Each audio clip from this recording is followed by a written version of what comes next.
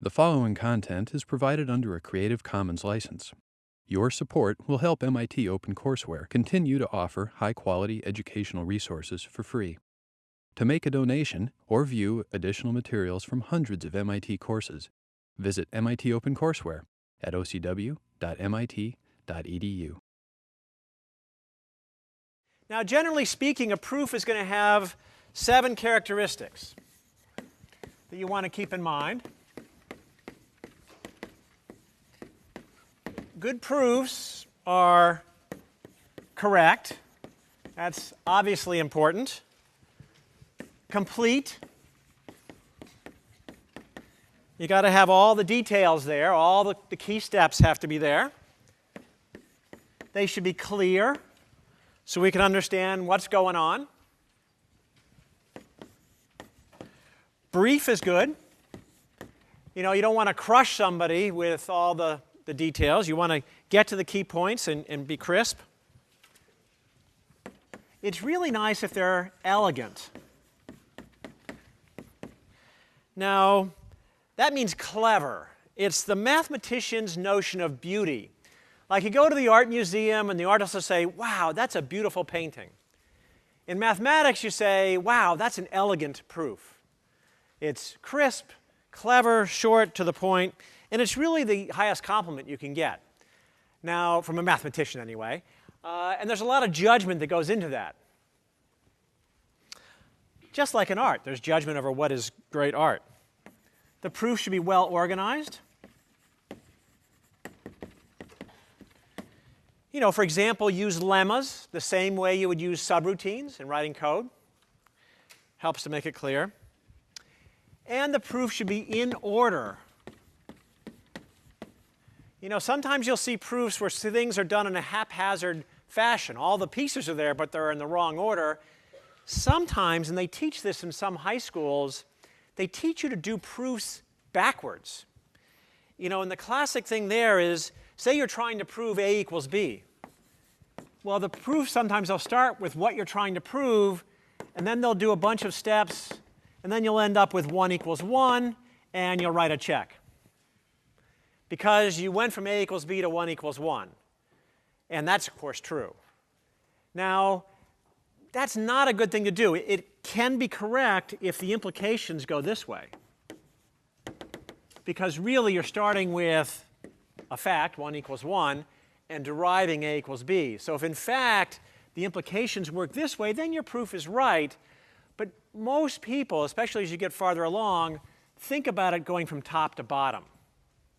Okay, so don't use this technique because it'll confuse people.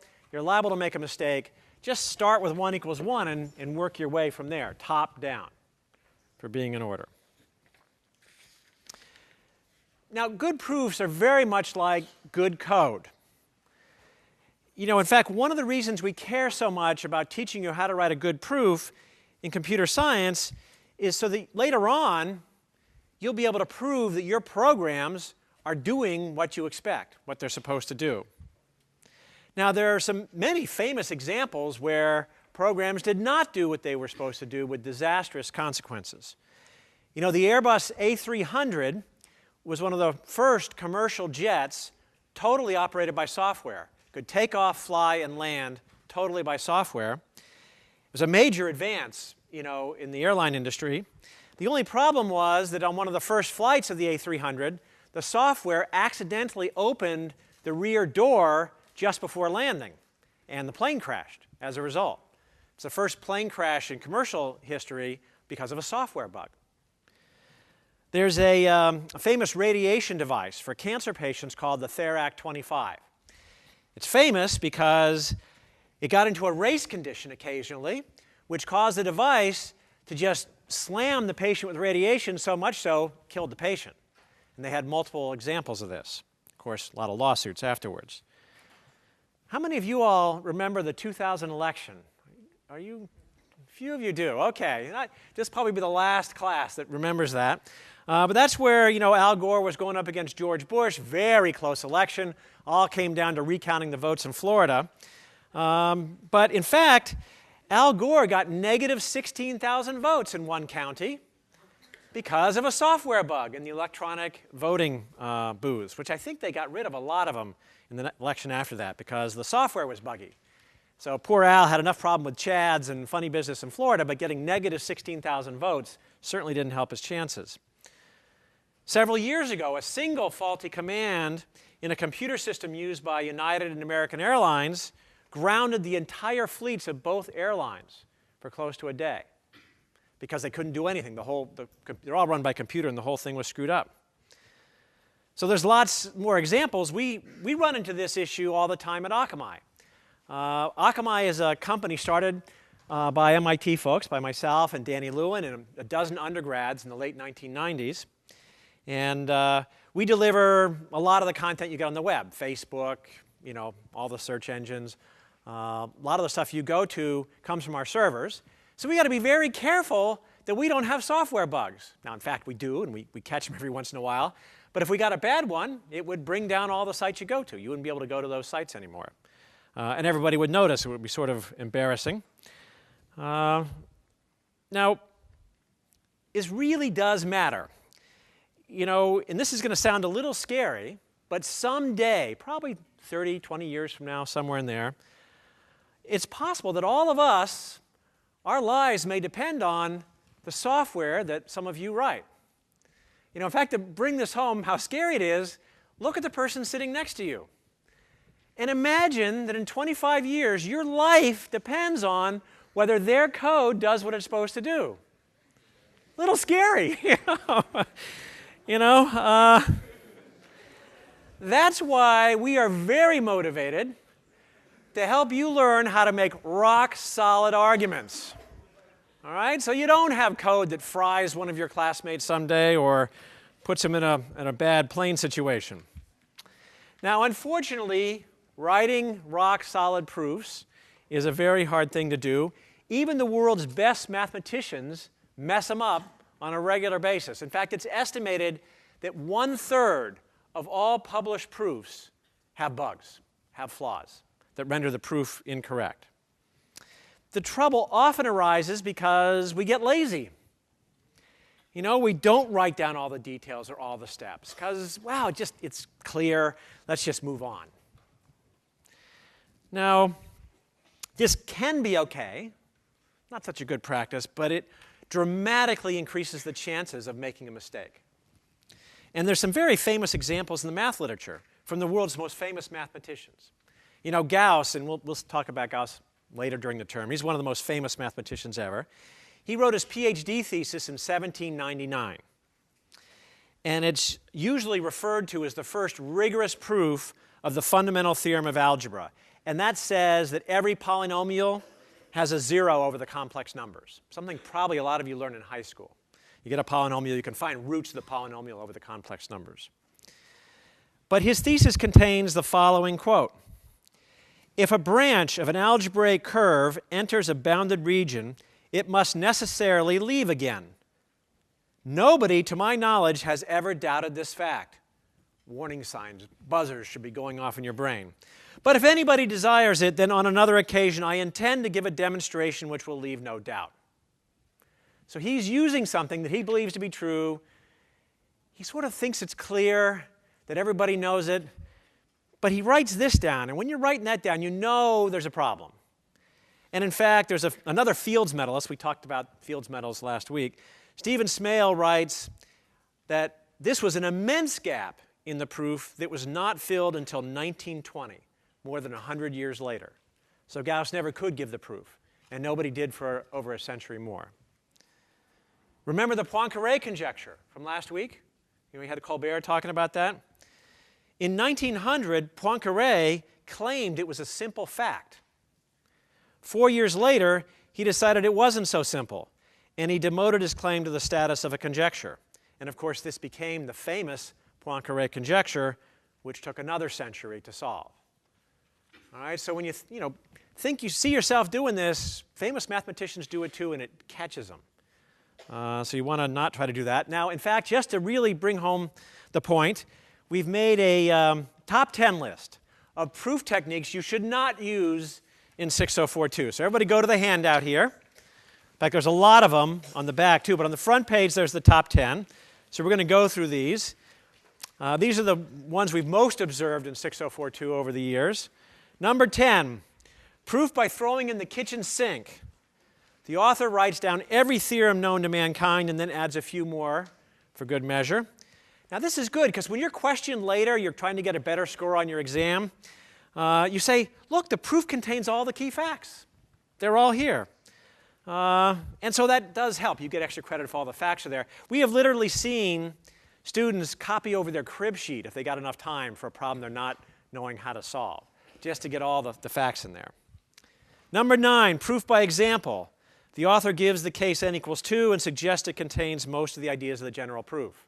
In fact, a student before class was telling me on one of the homework problems, he talked about it to his non-math friends, and they gave examples, not the proof. Number 8, proof by vigorous hand waving. One of my favorites, I get up here and wave my hands, and it must be true. Okay, number 7, proof by cumbersome notation. Here the reader gets hopelessly confused, gives up, and says, okay. In fact, I once had a grad student, and we called him the encryptor, because he could take the simplest proof and so encrypt it in notation and God knows what, you could never understand the proof. And you figure out if it was really right or wrong. That goes well with number 6, proof by exhaustion. So does throwing in the kitchen sink. Number 5, proof by omission. You will see that a lot, also by faculty. The reader may easily supply the details. The other cases are analogous. Trivial. Experts use that all the time. You can find a lot of my papers online. The proof is trivial. Very bad. Every once in a while, it turned out not to be so trivial. Number 4, proof by picture. We've seen those. Saw one on Tuesday. Number 3, proof by vehement assertion, sort of like the hand waving. The more forceful you are in your argument, the higher you raise your voice, the more intimidating you become. Doesn't make it more true. Number 2, proof by appeal to intuition. Now you say, any moron knows that. Well, you're sort of reluctant to now question it. And then number 1, proof by reference to eminent authority. I saw Fermat in the elevator and he said he had a proof. I don't think so. Fermat's been dead for over 300 years and he was not so reliable in the first place.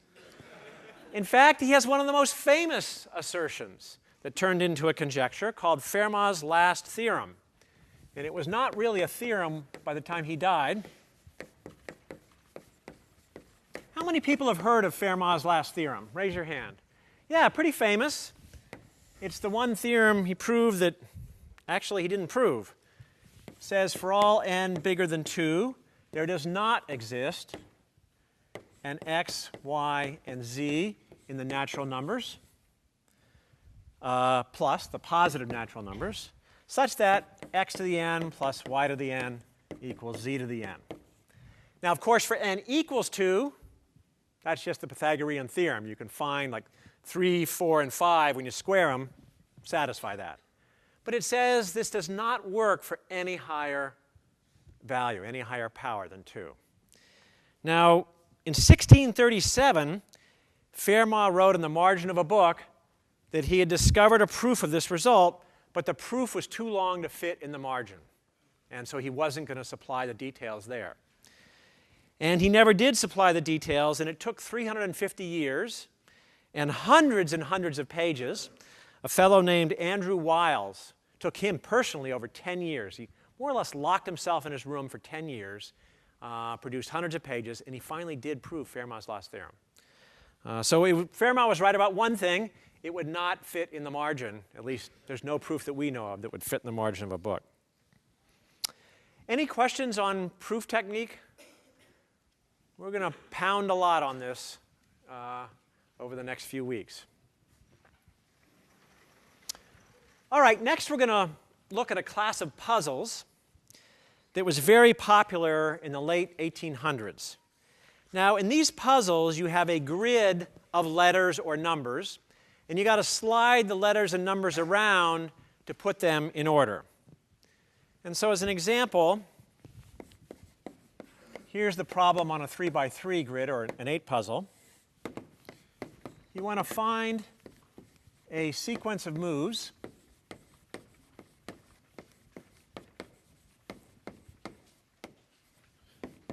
to go from this configuration. I'll do a 3 by 3 case. I got A here, B here, C, D, E, F. And I put G and H out of order. And that square is blank, and I can move tiles or letters into it. I want to start here, and I eventually want to get to the configuration where the letters are all in alphabetical order. So G and H are in order. Now, a legal move means you slide a letter into an adjacent blank square.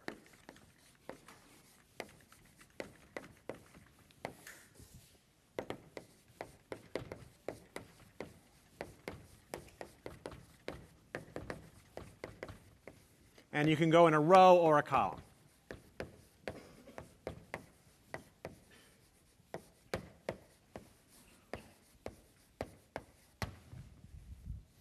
Okay, everybody understand the game? What you're supposed to do? You slide these things, that could go down, that could go across. How many people played the game like this before? Good, good, good. A lot of you. Okay, so I need some volunteers who are good at solving puzzles that can do this. Have played games like this that are pretty quick at it.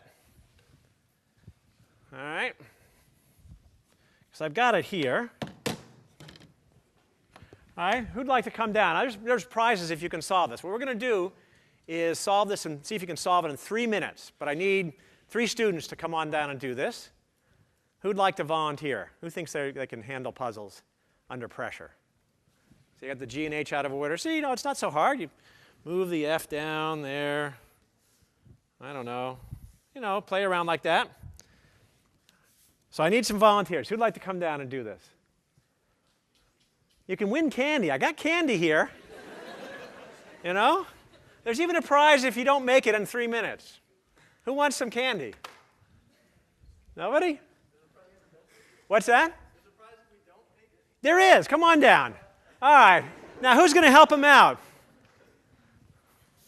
I need a couple more people here just to mess him up, because by himself, there we go. Good. Anybody else like to come on down? Because if we get 3, it really gets hard, because you fight over what moves to make.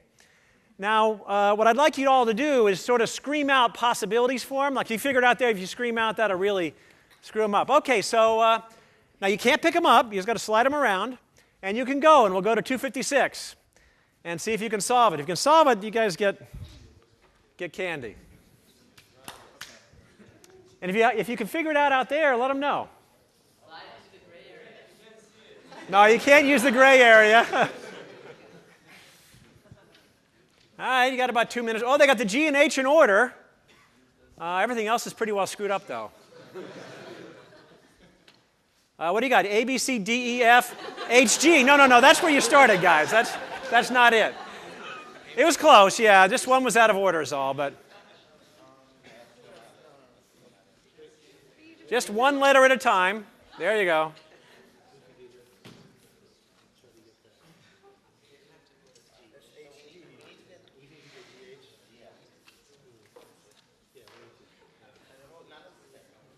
I think they need help. You got about a minute to go.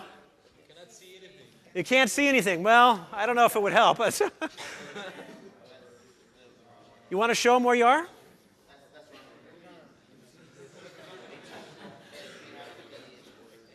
This is not looking good.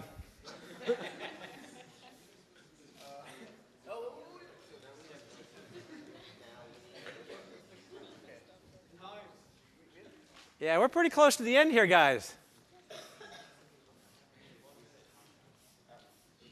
ABC, FED, GH. GH is good. F is not so good. All right, you got about 30 seconds.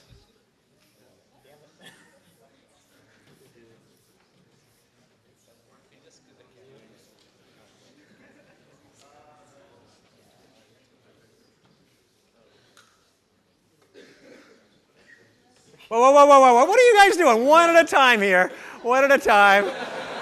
In fact, I think time is up here.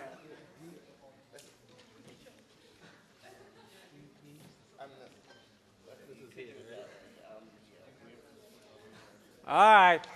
All right, 256. Oh, no, no, no, no, no, no, no. That we don't do. No diagonal moves. No, no, no, no. All right, well, now you guys are good sports, so you do get a prize. It's not the candy, but I have these wonderful plastic Nerd Pride pocket protectors for you. There you go. Very good sports. Thank you. Well done. All right. Now, I was a little cruel to these guys. Can anybody, for a lot of reasons, it's impossible? You think? Yeah, it is impossible. This is impossible to do. Let's see if we can prove it's impossible. Because it doesn't seem so hard necessarily. But let's state that as a theorem.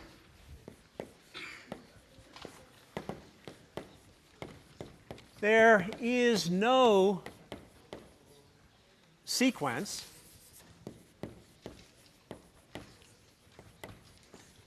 of legal moves. You know, diagonal moves makes this a lot easier. To invert G and H and also return all the other letters to their original order or position.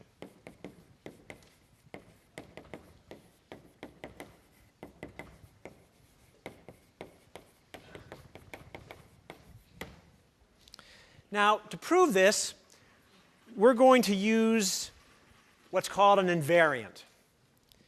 It's a very powerful and commonly used concept in computer science, very closely tied to induction, as we'll see. In order to show that your system can never reach a particular special state, it is sufficient to show there's some property called the invariant that holds at the initial state and that is preserved by every legal move and is not present, does not hold in that special state. The idea is if you get this magic property called the invariant and it holds at the start and it holds across every step, then the only states you can reach have to have the property, the invariant. And if the special state doesn't have that property, you can't reach it. All right? So there is going to be some property we're going to look for that held at the beginning here. And the beginning had this setup. That holds, it's preserved by every move, every legal move, but does not hold in this state.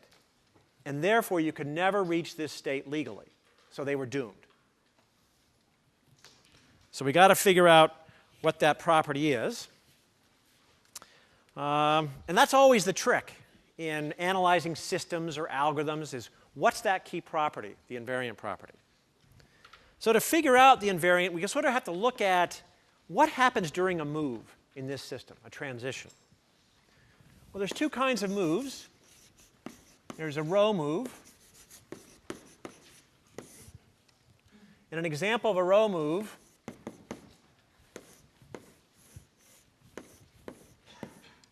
is you might have A, B, C,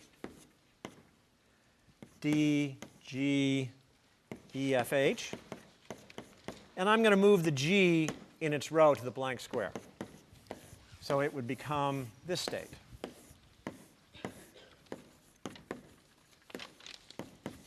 So G moves rightward into the blank, and the rest stays the same.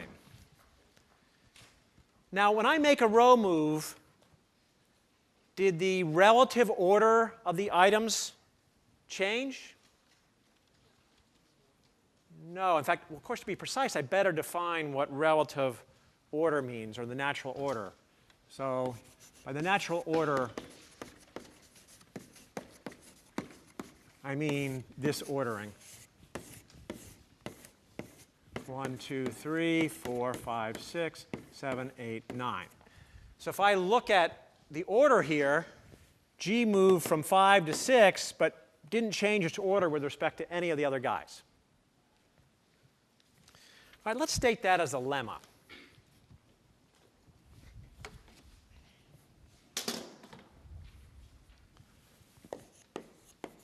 because that'll be very useful. Lemma 1. A row move does not change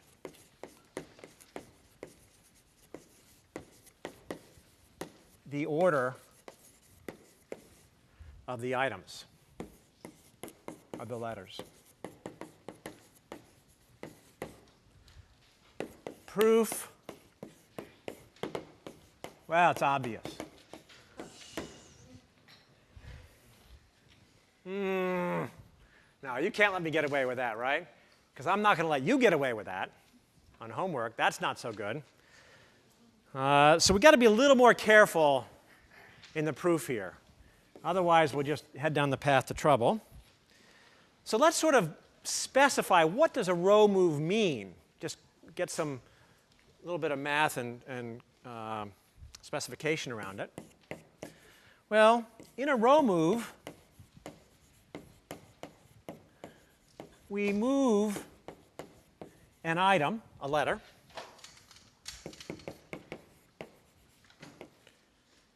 from some cell I, whatever I could be anything, 1 to 9, into an adjacent cell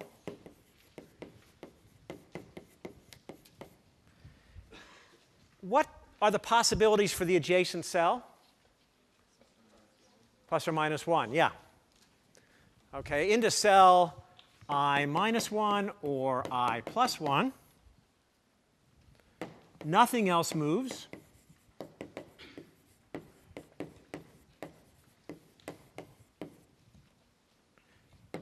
Hence, the order of the items is preserved.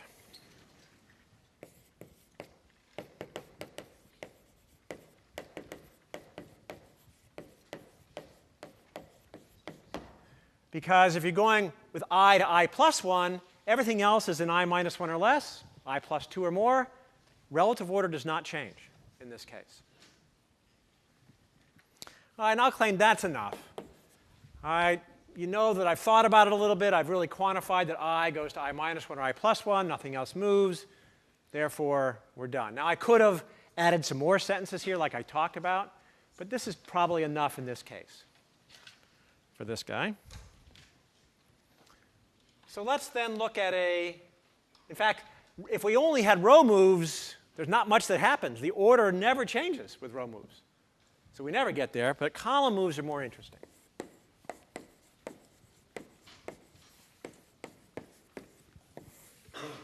So as an example of a column move,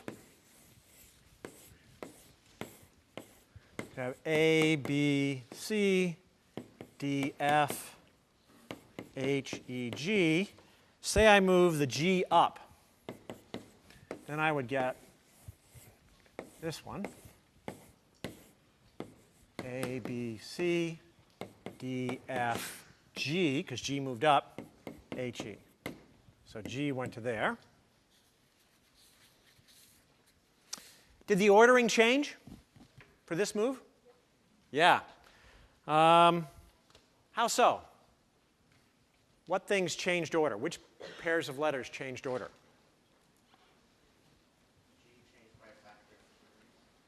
G changed by 3, moved 3 in the order. And what letters did it change relative order with?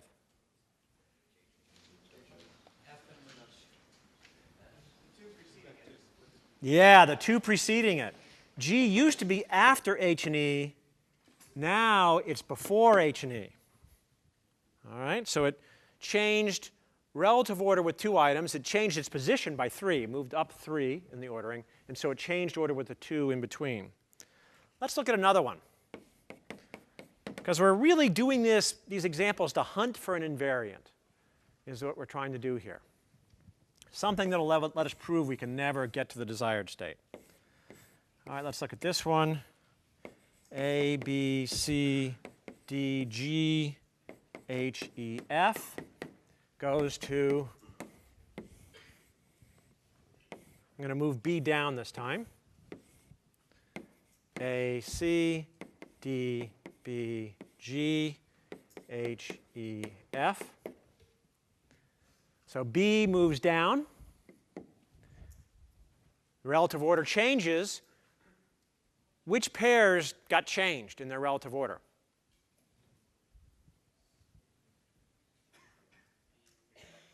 B changed with C and E. C and D. B used to be before C and D. When it moves down here, it goes after C and D. Any guess about what lemma 2 is going to be? What happens when we make a column move? Change the order of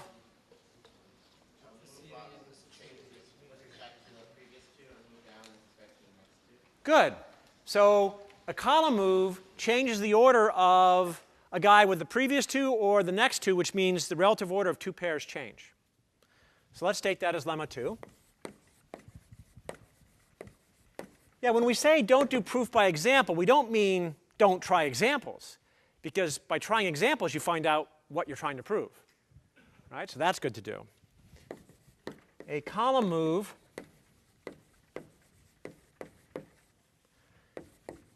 changes the relative order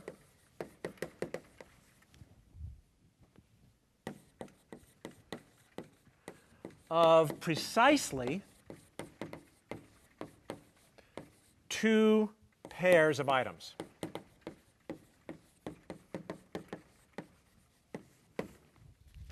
So let's prove that.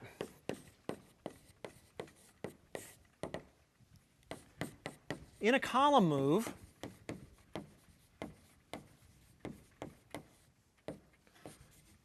we move an item in cell I for some I.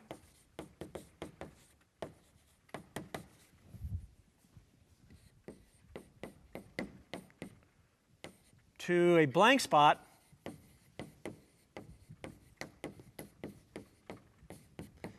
in cell what? I minus 3 or I plus 3?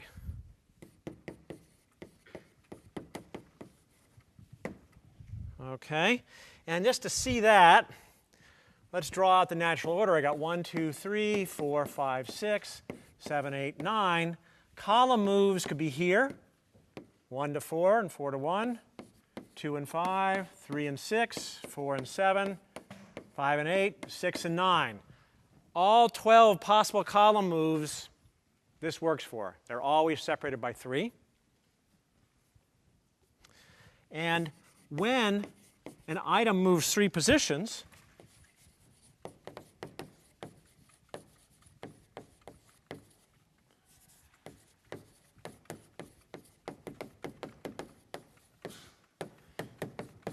it changes relative order with 2 other items.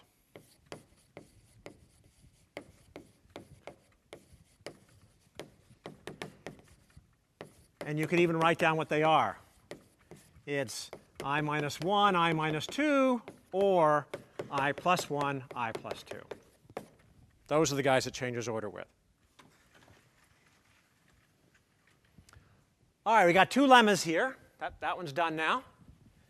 In a row move, order does not change. In a column move, 2 pairs of letters get flipped.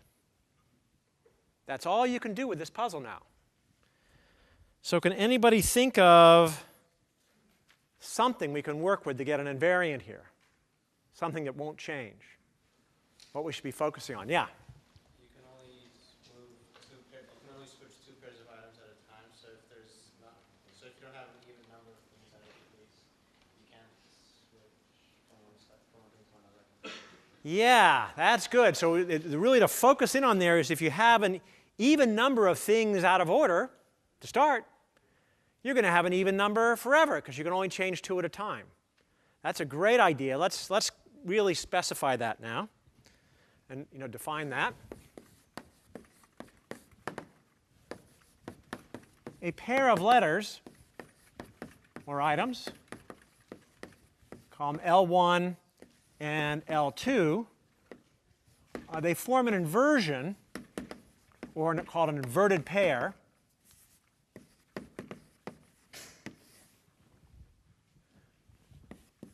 also known as an inverted pair.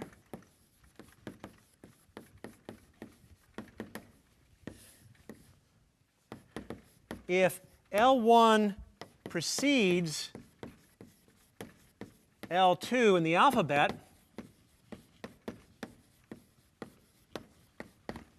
but L1 appears after L2 in the puzzle.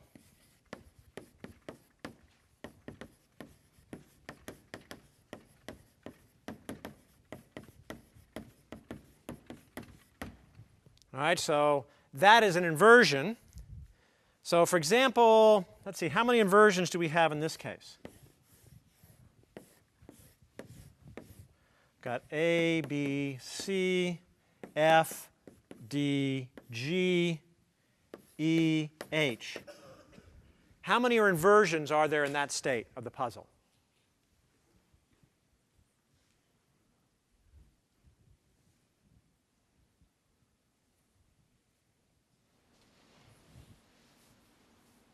Yeah? Three, good. And what are they? D is after F. Yeah, DF is an inversion. EF is an inversion. And what's the last one? EG is an inversion. Yes, so the answer is there's 3 inversions in this puzzle.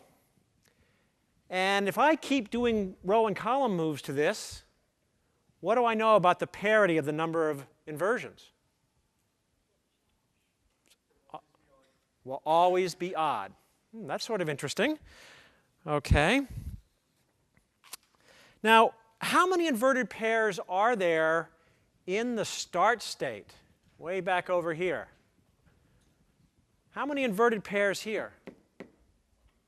1 inversion.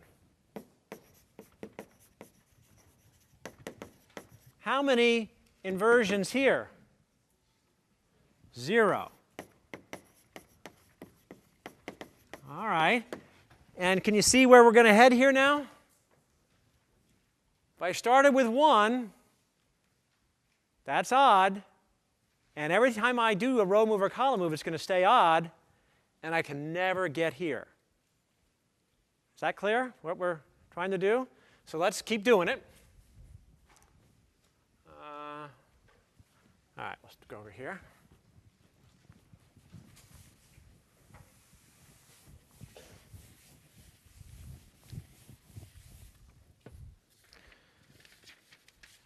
All right, so now we'll use lemma 1 and lemma 2 to create this notion that we only change the number of reversions by an even number in lemma 3.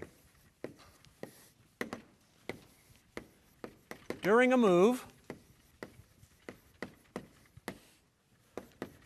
the number of inversions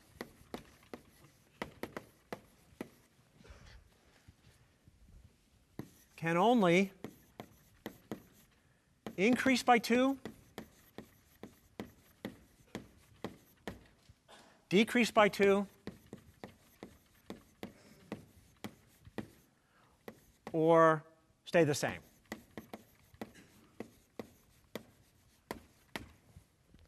All right, and this proof is pretty easy. There's a couple of cases. In a row move, what happens? How does the number of inversions change in a row move? Stays the same. No changes. And that's by lemma 1.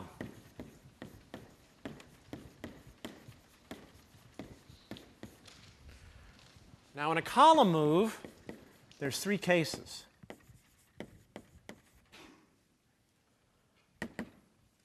Well, we know 2 pairs change order. That we know. That's lemma 2. All right, by lemma 2 we know that. But the 3 cases are, let me start on the next board.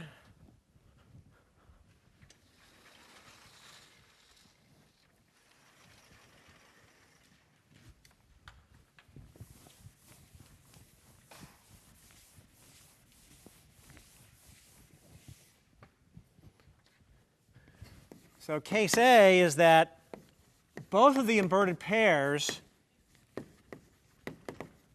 were in order originally, before the column move. What happens to the number of inversions in this case as a result of the column move?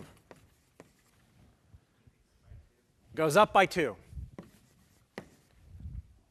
Case B is that both pairs were inverted before I made the column move. What happens to the number of inversions in that case? Decreases by 2. They were in order, so they were inverted. Now, when I flop them, they become in order. So inversions drops by 2. And case C is there's one of each. One of the pairs was inverted. The other wasn't. What happens to the number of inversions in that case? Yeah, stays the same.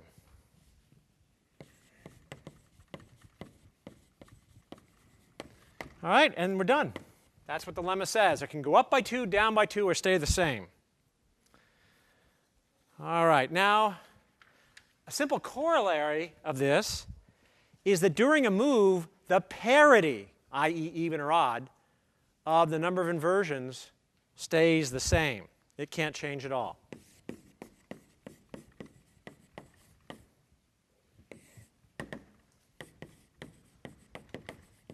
During a move, the parity, and the parity means even odd. Sometimes it's called 0, 1.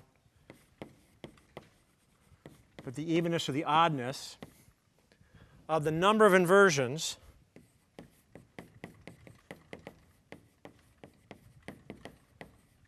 does not change.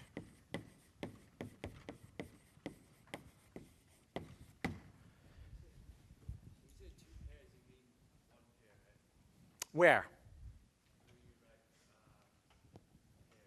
Oops. I mean one pair is inverted, one pair is not. No, I mean 2 pairs change order in a column move. Right? Let's go back and look at that.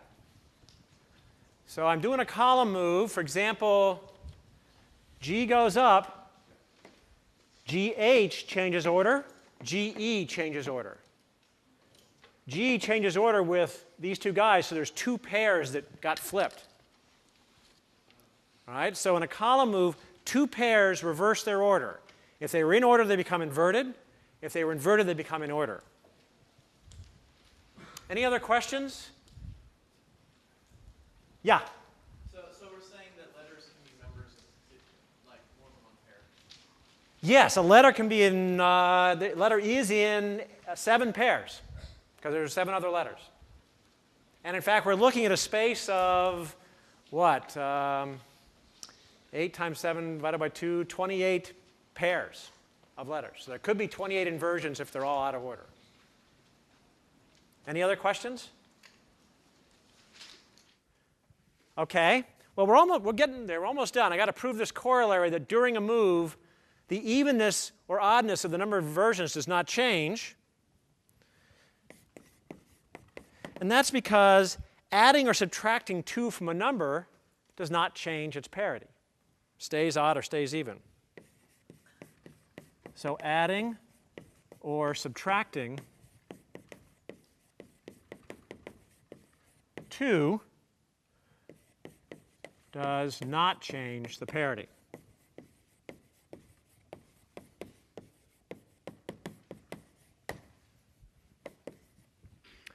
All right, now we're ready to state the invariant.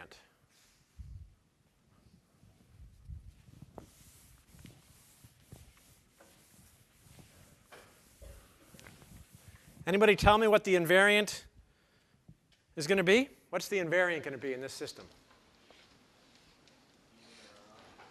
Yeah, the parity of the number of inversions is odd.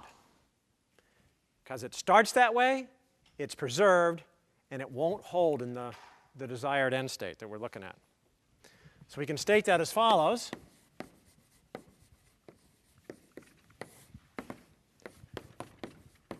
In every state or configuration reachable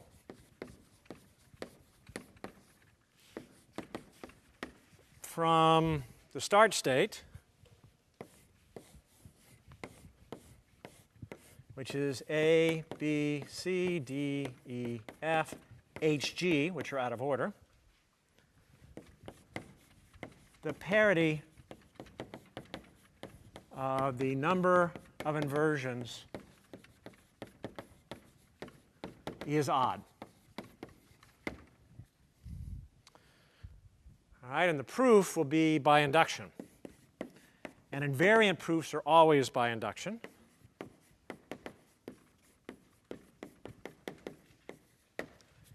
And the inductive hypothesis, and this is very typical in a proof by using invariants, is so P of n is after any sequence of n moves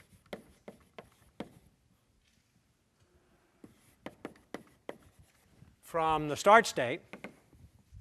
Well, in fact, just the rest of this is what it is.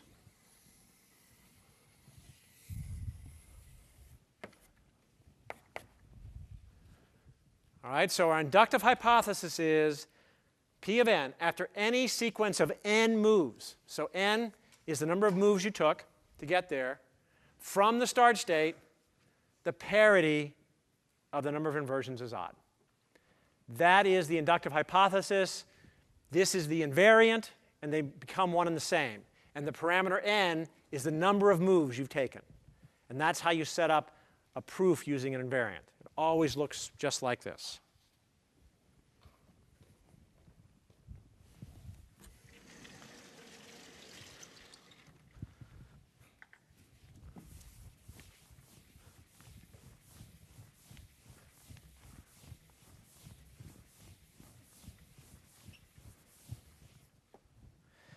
OK, so we're doing a proof by induction. We've got the inductive hypothesis. What's the next step? Base case.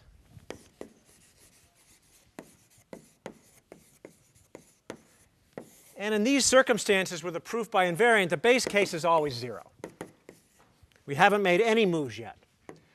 Now in this case, if we haven't made moves, the number of inversions is the start in the start state now is 1. That means the parity is odd, and the hypothesis is satisfied. P of 0 is true, because in any sequence of 0 moves after this, i.e. in this state, you got 1 inversion. That's odd. Last step is the inductive step.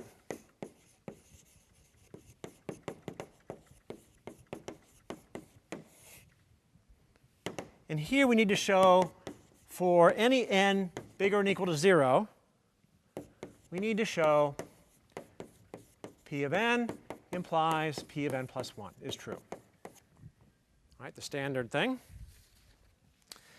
So let's look at Pn plus 1.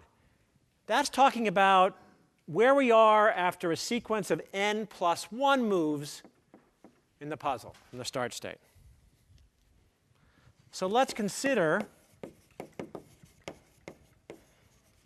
any sequence of n plus 1 moves. And call these moves, label them by m1 all the way to mn plus 1. Those are the moves we made. Now, by the inductive hypothesis, because of Pn, we know that after the first n moves, the parity is still odd. That's what Pn says. All right, that's Pn. After any sequence of n moves from here, the parity of the number of inversions is odd. So we could say by the inductive hypothesis, or we could say by Pn, we know that the parity after moves m1 out to mn is odd.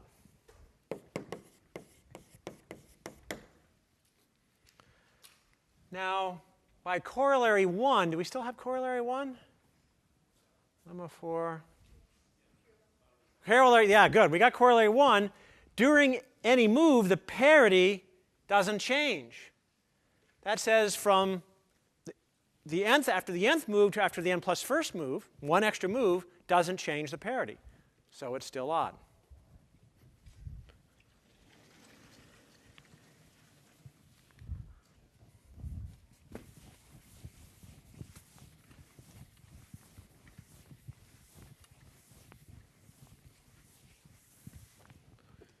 All right, so next, by corollary 1, we know that the parity, the number of inversions, does not change during mn plus 1.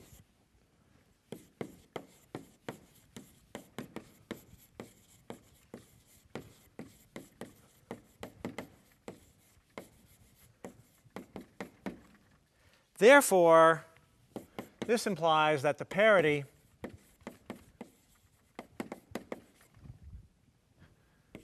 after all n plus 1 moves, these guys,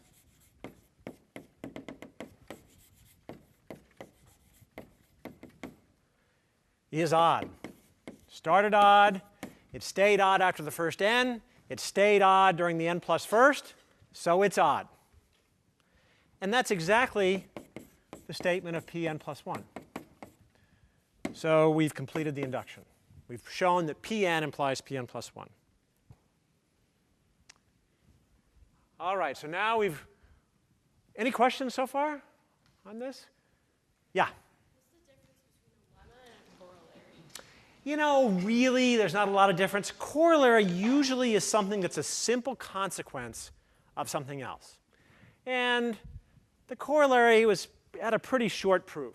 Usually when you see corollary, there's not a 10-page proof there.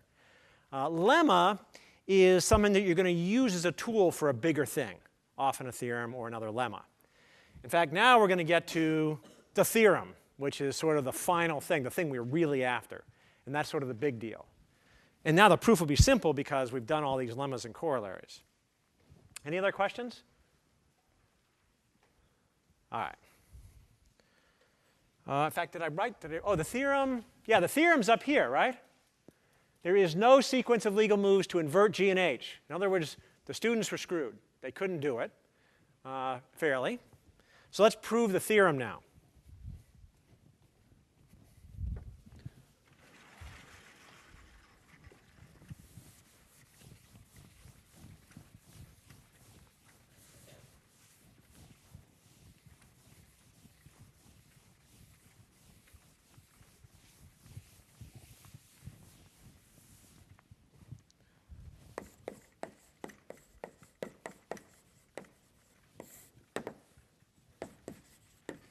The parity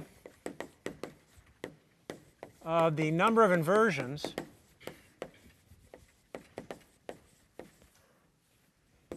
in the desired state, i.e. in order, the target state, is even. Nothing's out of order. There's 0 inversions. By lemma 4,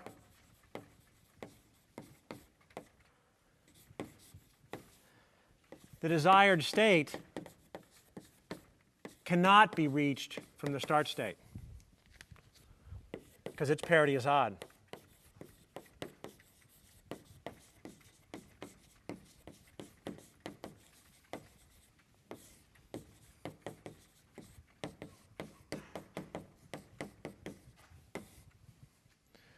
Using legal moves. So we're done. So the proof of the theorem by now is short, because we did 4 lemmas, a corollary, and lots of argument.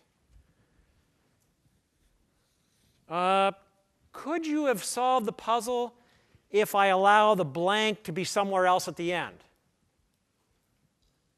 Is the puzzle solvable then? No. Why not? Doesn't impact the parity at all, so you can't do that. Okay. again, the idea here, and you'll get some practice in homework, is you're looking for a property that holds the beginning, is preserved by every step, but is not present in the target state.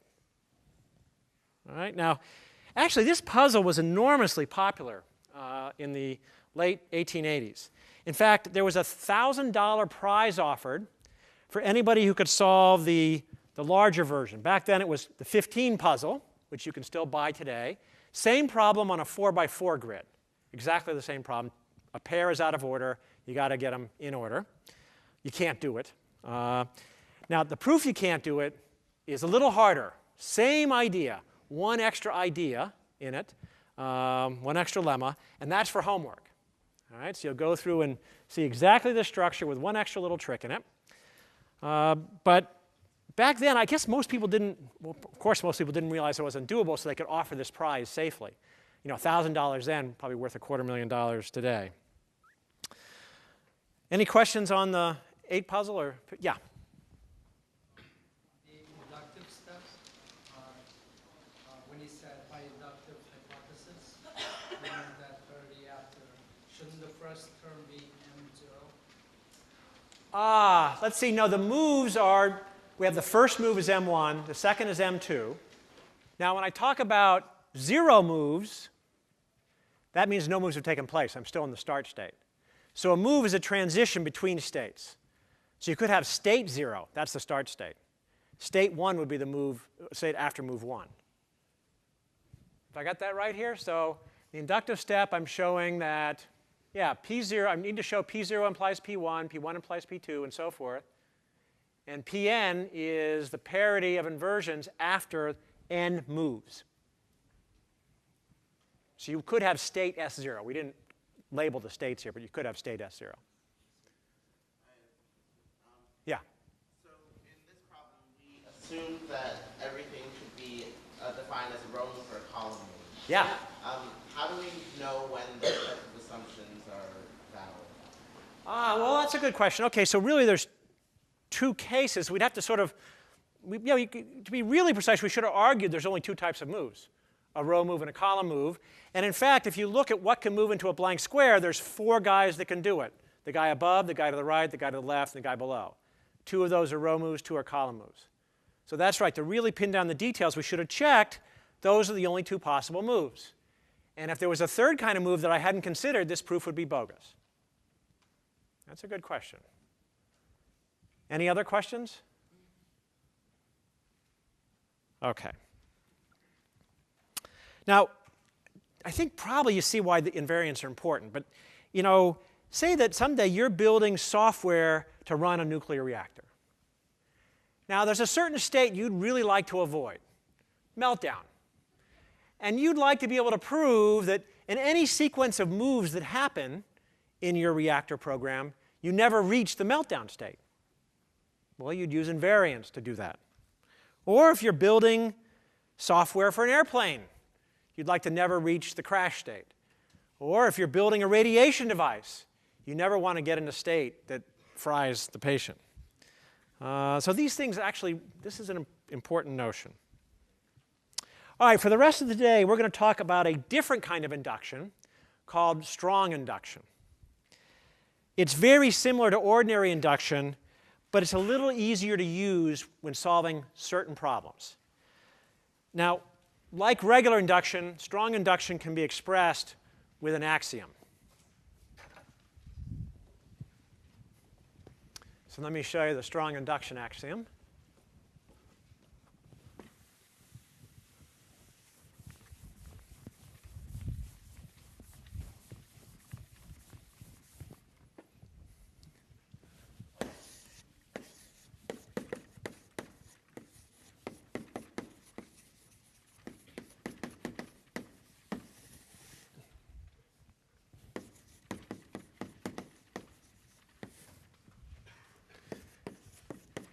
You have a predicate, Pn, like before.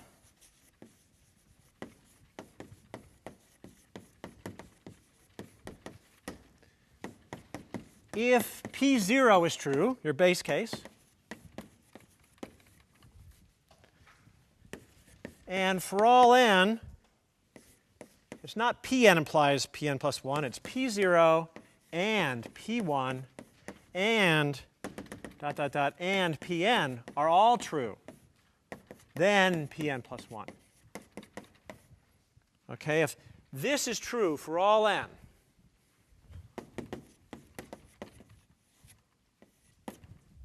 then Pn is true for all n.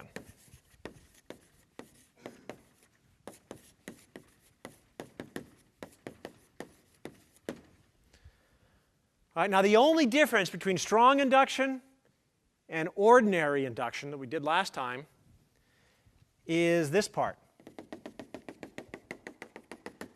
In ordinary induction, you're showing that Pn implies Pn plus 1. In strong induction, you're showing that all these facts put together imply Pn plus 1. Now, to show an implication, remember, you get to assume that all these things are true. So you know how in ordinary induction we say assume Pn is true and you're going to prove Pn plus 1? In strong induction, you get to say assume Pn is true, Pn minus 1 is true, dot, dot, dot, P1 is true, and P0 is true. You get to assume a lot more. So it's a stronger proof technique because it allows you to do more, or so you would think. Now, in fact, any proof you can do with strong induction, you can do with ordinary induction. It just might be harder. So you can't prove any more with it, but it makes your proofs much easier. And we're going to do an example in a minute where the proof is much easier by getting to assume all of these things are true in order to prove Pn plus 1. Are there any questions about the difference here with strong induction? That now you get to assume all these are true as part of the inductive step? All right. All right, our first example with strong induction is going to be a simple game. We got a stack of 8 blocks here. Now, in this game, what you're going to do is divide the stack into 2 substacks. So I just took 8 and split it into 3 and 5. For that move, you get 15 points, 3 times 5. Let's write that down.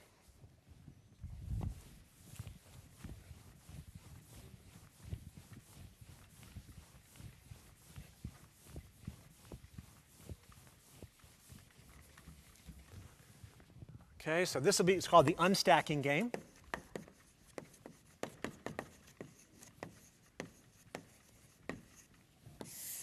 And in the first move, we went 8 split to 5 and 3, and that's worth 15 points. Now, in the next move, I'm going to split the stack of 5 into 4 and 1. And for that, you get 4 points, 4 times 1. And I keep on going until I have 8 stacks of height 1. And the last move, I'll be splitting a 2 into 2 1s. That'll give me 1 point. Then I add up all the points, and that's your score. And the goal is to get the most number of points when you add up the entire score. Now, just so this game is clear, we're going to play it. And I'm going to raise the stakes here. What we're going to do is we're going to have a competition between 3 members of the class and the TAs. Now, if the class team wins, they get more points, we're going to give everybody in the class candy. And I got lots of candy here. If the TAs beat you, they get the candy. We'll figure that out. All right, we'll come to that later. But you want to win this thing. All right, so I need some volunteers for the class who think they can do well. Yeah? Come on down. All right, you 2 guys, come on down. All right, TAs, come on up.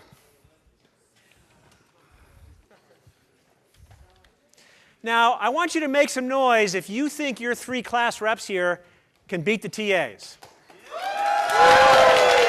All right. How many people? Make some noise if you think the TAs are going to win. Ooh, that's nasty. It must have been a rough recitation last week on Wednesday. I don't know. All right, so let's see. I think we're going to let the class go first. This is your stack. Now, think about what move you want to make first, because that matters. And you guys can give them some advice if you want as to the move they should make first. And then I'm going to keep score over here. Oh, okay, they went for the maximum move. That's good. They realized 4 times 4 is 16. Very good. So let's write that up here. You're off to a good start. In fact, that's the maximum number of points for the first move, I think. Good job. All right, so here's the class here. And here are the TAs. And the class went 8 into 4 by 4. And they got 16. The TAs are working hard here, as you can see. And they've got to move. That's a pretty pathetic first move for the TAs. Looking good for the candy for you guys. They got 7 points for the TAs. Class, what would you like to do for your next move?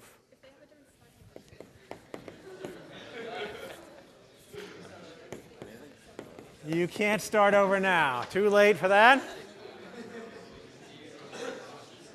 A lot of people counting on you guys. No. Well, one at a time. No, just one. One stack gets split. Either one. There you go. Oh, well, what are you going to do now?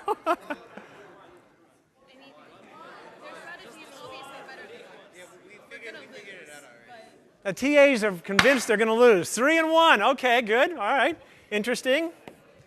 So we got 3 and 1. That gives you 3 points. All right, TAs, we need to move. All right, so they've gone 6 and 1, 6 points. Class. You think you're dead already, huh? So you've gotten 3 and 1 now, again, for 3. So you're up to 22. You're way ahead, 22 to 13. All right, TAs.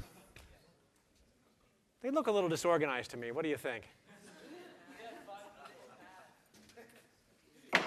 Another one. You can tell where they're headed here. 5 and 1. They got 5 points. They're up to 18. They're 4 behind you. All right, class. All right. You got 2 points. TAs.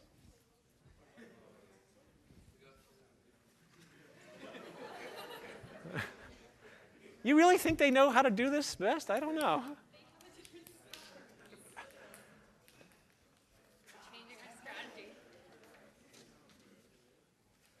Oh, big change in strategy there, yeah. All right. Why? All that thinking, and that's what we got. Okay. 4 points. Class. All right, they pick up 2 more here. The 3 just got split into 2 and 1 for 2 points. How are you doing? You got 19, 22, 24, up to 26. 13, 18, 22. You're still doing good. TAs are behind. Let's see what they got up their sleeve here. All right, they definitely have a strategy going here. That's 3 points. There's not much option left for you guys. Yeah? Choose the right. Yeah. No. That'll be a 0. All right, that gave you a point. 2 went to 1 and 1, 1 point. Not a lot of choice for you guys either, I guess. There's only one way to split that stack. All right, 2 points. And your final move for the class and all the candy, you get 1 more point. Let's see what your total is. You got 22, 24, 26, 27, 28. And the TAs are going to get one last move for the TAs. All right, and you got 2, 1, 1, 2. Oh, that's interesting. 1, 2, 3, 4, 5, 6, 7. What? That's 7 times 8 over 2. 50. No, that's not right. Did I do that right? Oh, 28. We got a tie. Ah, geez. All right. I tell you what, I'll give you guys one more chance to start over. You've seen that. You got to beat them. You tied them. You got to beat them. One more chance here. You got to beat them, though. You got 28. You already tied them. They came from behind and tied you. You got to beat them. You got off to a good start, but then they caught up.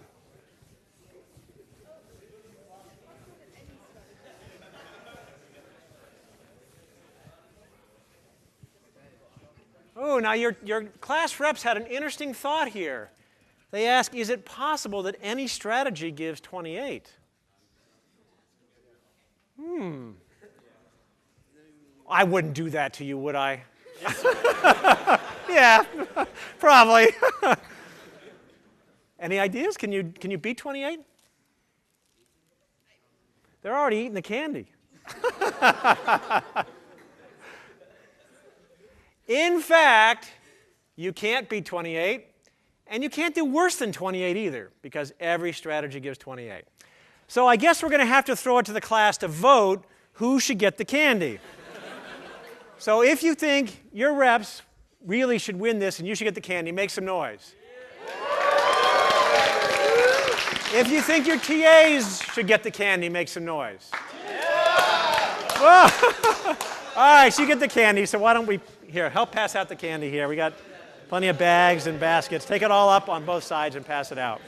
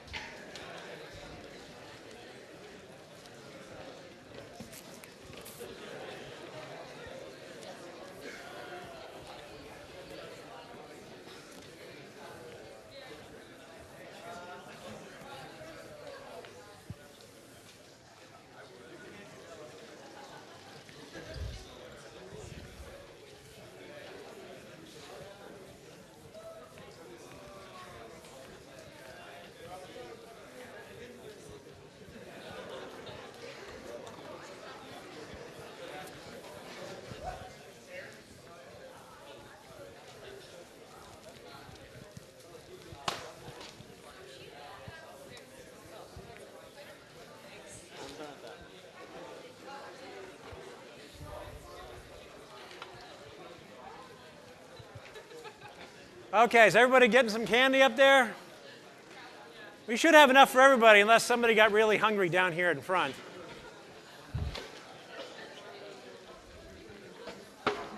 Okay, so while you're doing that, let's try to prove this theorem.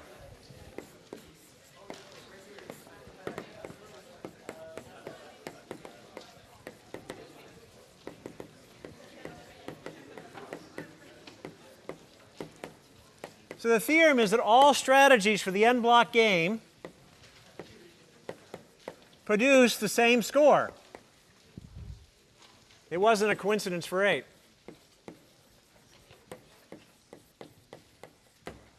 And the score, we'll call it S of n for the n-block game. So for example,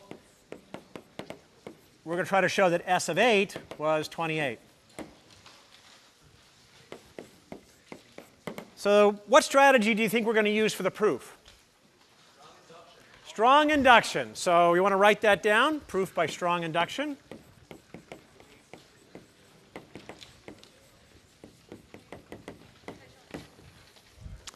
What's the next step in a proof by any kind of induction? Base case, not yet. The predicate. What's the predicate here? All right, so, the inductive hypothesis, the predicate. Any guesses as to what P of n is going to be? What's that? Yeah, but that's part of it, but we're going to use this as the predicate to start with. That you've gone a step ahead there. So I'm going to start with this as being the predicate, because I'm trying to show they're all the same, and I haven't figured out what the score is going to be, but I think you're already on a good track here for what the score is going to be. Now we do the base case.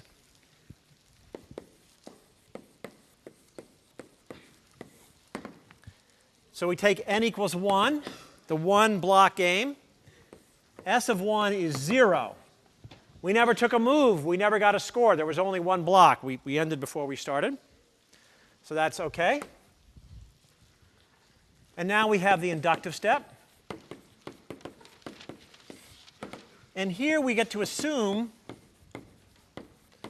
P1, P2, all the way up to Pn to prove Pn plus 1.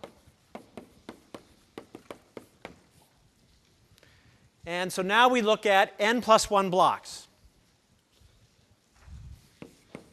because that's where we're starting.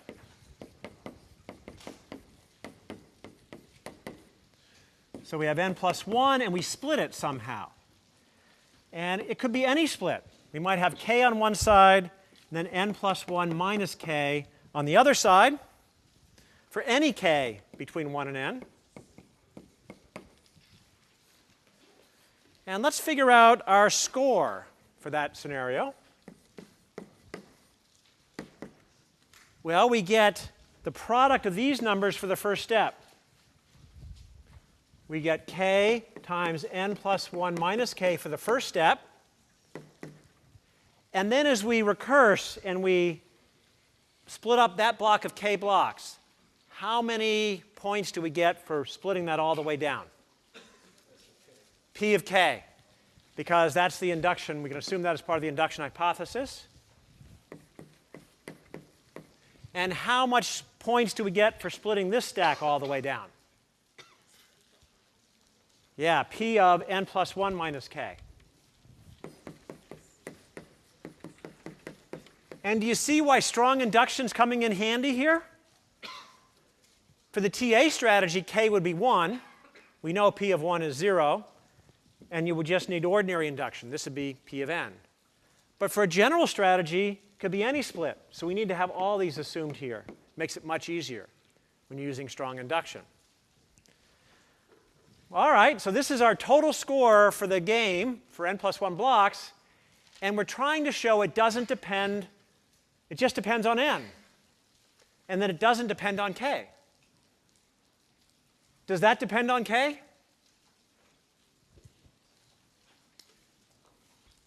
Well, it looks like it to me, right? I got k in every single term. So I'm not there. I'm stuck.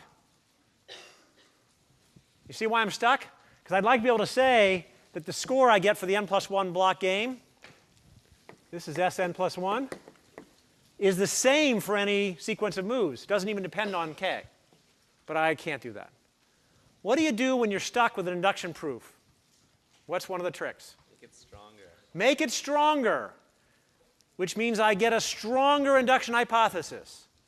Now, somebody gave me one up there before. How could I strengthen my induction hypothesis here?